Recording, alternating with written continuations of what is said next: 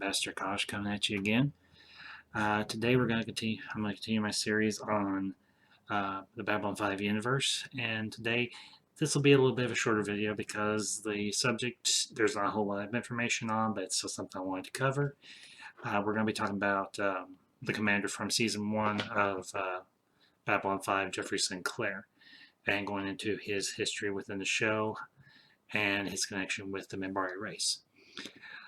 Now, I will be going strictly from the show and from the one TV movie that he does make a brief appearance in. Jeffrey Sinclair was the first commander of the Babylon 5 station. As far as the other stations go, we don't know a whole lot about them except for Babylon 4, which got lost in a time rip, displaced in time. And that's a whole other story in itself, and I might go into a little bit of it. I will go a little bit into it here because Sinclair's story within Babylon 5 and his connection to Babylon 4 and the Minbari race and everything, they all kind of mesh together kind of nicely. Jeffrey Sinclair was put in place as the military commander of the Babylon 5 station, and he was there from the time that the station went into operation until I believe it was the year 2260. I want to say 2264 or 65. No, it was later then.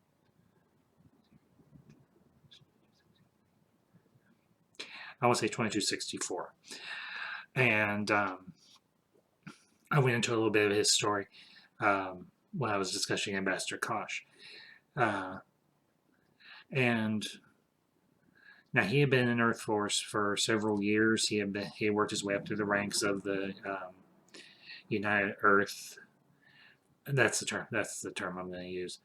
The United Earth military. He had been a fighter pilot and so on. I imagine he had served on several large class battleships and so forth until he was actually selected by EarthGov and the Minbari Federation to be the commander of the B5 of the Babylon 5 station. The reason for this is rather intriguing, actually, and as far as Sinclair's career goes, we don't know a whole lot within the show. We know he was a fighter pilot. We know he fought during the human Minbari War, and so on. He was at the last major engagement of that war. The one that I went into, that I talked a little bit about with Ambassador Kosh, where Sinclair was brought on board one of the Minbari cruisers that was there at the battle of what they call the Battle of the Line. Basically, it was a last stand. It was like the last-ditch effort to give civilians a chance to escape Earth and make it to neutral territory and survive, because the war had gone very, very badly for the human race.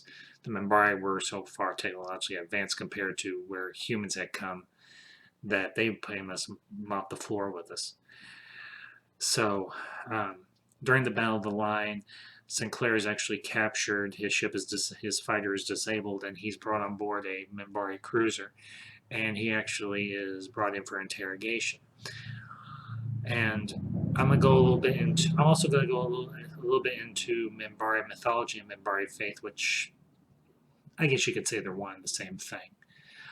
But Sinclair's brought on board one of the Minbari cruisers, one of their big capital ships, and he's interrogated. Now, one of the methods by which the Minbari interrogate their prisoners is what they use a device called a triluminary.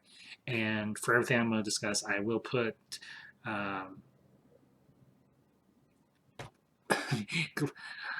clips to links and everything in the description down below, so you all have some visual idea of what I'm talking about. And these, what they call the triluminary, it was basically a small triangular device that they could use to probe people's minds and so on. And The interesting thing about the triluminary, it could actually identify, in some instances, if a person, and in this case Sinclair himself, actually had a Minbari soul. See, one of the things about the Minbari is they believe that the melding of souls is possible, and in particular, it was done between humans and the Minbari.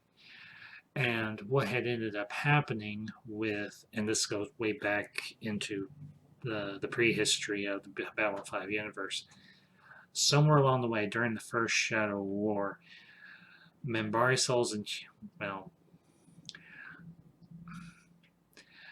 Minbari souls and human souls had started to merge, and this um, started to perpetuate even faster during the human Minbari War.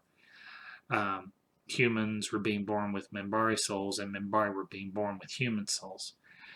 And one of the Minbari's major religious leaders was a person by the name of Valen. They would often use the phrase in Valen's name as a blessing, as a greeting, as a um, way of showing respect to those that they fellow Minbari, and so on. What ended up happening in the case of Sinclair, he was actually imbued with Valen's soul. And he did not know this. He had no clue of this. And one of the reasons why he was picked to be the commander on Babylon 5 was so that the Minbari in particular, one Minbari in particular by the name of Valen, she was a member of what they call the Grey Council. And that was one of their major governing bodies. It was made up of 3 members of each particular caste within the Minbari society: the warrior caste, the religious caste, and the worker caste.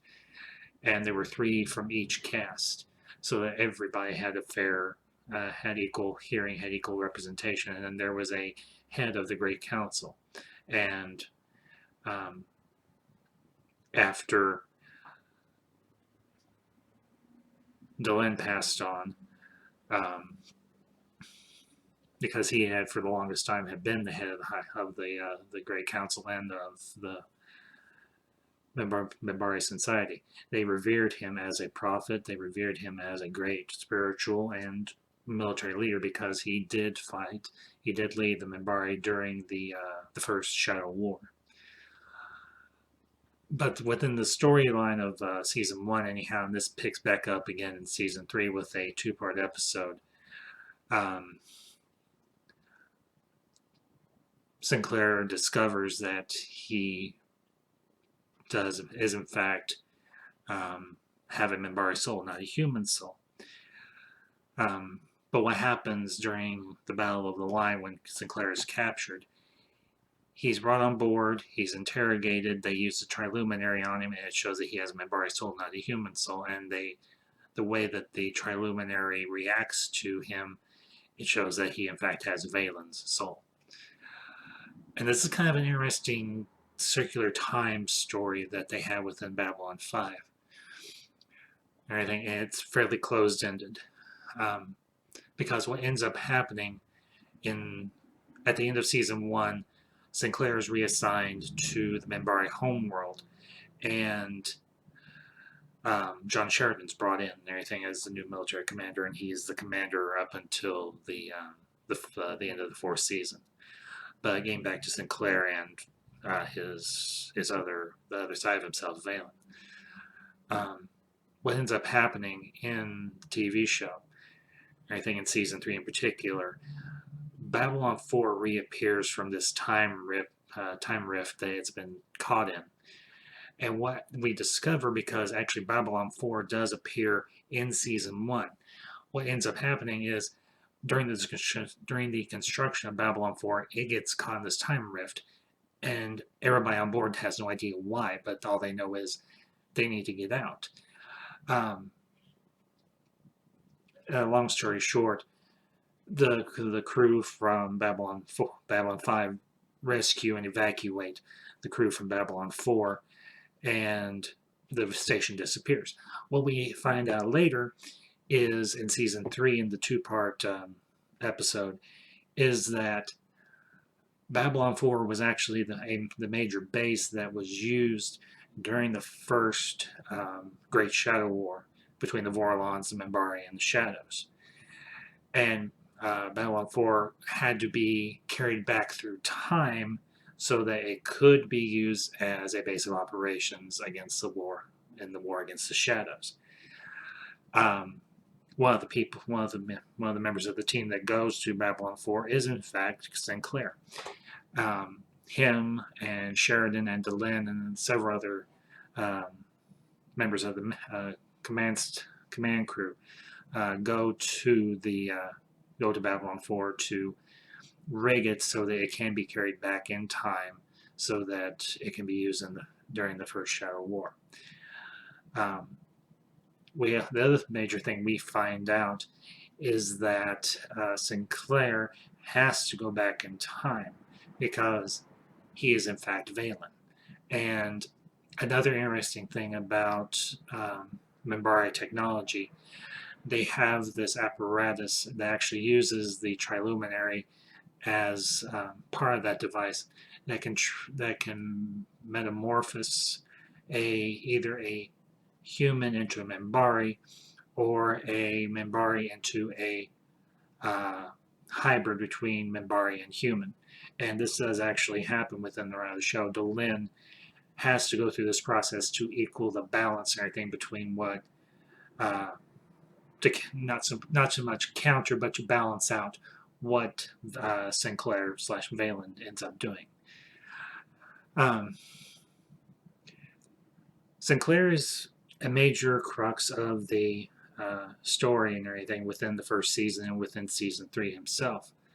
And I think honestly within the story they wanted to give the actor who played Sinclair a proper send-off, because all we know is at the beginning of season 2 he's been shipped out to the Minbari homeworld, and it's just part of the command staff that's keeping things running until John Sheridan comes in. But Sinclair has to go back in time with Babylon 4, but the thing is, it's a group of it's part of the Minbari military that finds the Babylon 4 station. But if they found a human on board, they would not have accepted it. And what you end up seeing at the end of that two-part episode is Sinclair transformed into a Minbari, and he introduces himself as Valen. Now, what ends up happening in the run of the show is Valen is alluded to later on, because Sinclair knows pretty much everything that happens up to a certain point in history within the Babylon 5 universe. He knows about the Minbari War. He knows pretty much everything that happens within the First Shadow War. And he tries to guide the Minbari people and everything based on what he already knows. But eventually, he does die. And one of the things that Sinclair / Valen does, he creates this organization within the Minbari military known as the Anlashuk, the roughly translated into English Rangers. And the Rangers are another branch of, well, they're actually a separate branch of the Minbari society. They operate on their own, and they are actually, up until a point, a blend of Minbari and humans. And over time, the Rangers and everything, they start to kind of die out because they're not getting the funding and the support from the Minbari government like they used to. But at a certain point and everything in the Babylon 5 timeline, this does in fact change, and you do see new recruits being brought in. The reason the Minbari hang on to the Rangers for as long as they do is because they feel they have an obligation to Valen, because Valen did so much for the Minbari people. He helped them win the Shadow War, he helped govern them, he helped guide them for however long he was alive. And the Rangers were his kind of part of his legacy. And over time, during the Second Shadow War, the Rangers and everything take a much larger part, and that part of that reason is you start having human recruits brought in, and one that you see predominantly seen on screen is Marcus Cole. He is a member of what they call the Rangers, and they do play a large part in the second Shadow War. And I know I'm kind of getting off of Sinclair, but there's not a whole lot to talk about with Sinclair and Valen and his parts. I'm kind of going into what Valen did, what Sinclair did in his time, and in his role as Valen. And one of the major things, and the big thing, is he's a leader, he's a guide, he's kind of seen as a prophet, as a holy man. And I think that's very intriguing and everything, because basically the reason he knows so much is because even though he is transformed physically, he still retains all his memories and anything from his life before he travels back in time. So, um, ultimately, the Rangers and the humans, the Minbari, all the other younger races during the Second Shadow War, they end up winning, and all the first ones, including the Shadows, are told to, well, in the words of John Sheridan, get the hell out of our galaxy, both of you. And this is in fact what happens. Later on down the line or anything, the Minbari start to lose their way, and one of the things that's talked about is, well, Valen only knew so much, and Delenn, who is the ambassador on Babylon 5 from the Minbari race, she's like, Valen only knew so much because he was in fact Sinclair. He retained it was in fact Sinclair, and he had known so much, but he only knew so much to a point. And while while they felt they should still respect and revere Valen, she believed that the Minbari were clinging too hard to Valen's legacy, and ultimately, she's like, "We need to find another way. We need to find our own way. We need to plot our own path into the future, and not be so dogmatically clung to what Valen did." And it actually turns out during another ceremony that Delenn actually finds out that she is she is an ancestor of Valen, and that's why she was allowed to lead the High Council or the Great Council for as long as she did, and why she was given such leeway. And ultimately, that's why the Minbari do listen to her and say, "Okay, she's a daughter of Valen. Maybe we need to give her opinion some weight." So that's pretty much all we have on Sinclair / Valen within the Babylon 5 TV show. And I will say he's one of the more interesting characters. He's not the most interesting character, but I still wanted to give you all a snapshot of who he was, why he was kind of interesting, why he was such a pillar of Minbari society, and why he played such a large role in their mythology and their faith, and even in their government. He was a kind of a jack of all trades and master of all of them. I won't say that Sinclair was perfect. He wasn't. He was a human, and he was a human with an Minbari soul. But he got a lot of things right. So, anyway, that's all for now. And until next time, my friends, as our good friend and my best friend, Master Kosh says.